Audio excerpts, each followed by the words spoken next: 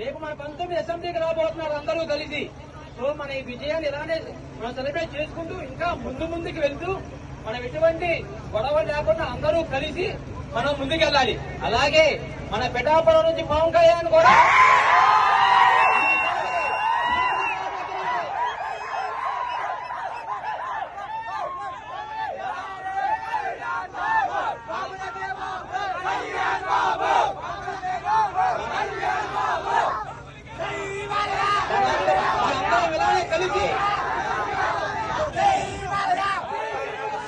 మనందరం ఇలానే కలిసి ఇంకా ముందు ఇంకా ప్రోగ్రాములు చేయాలి.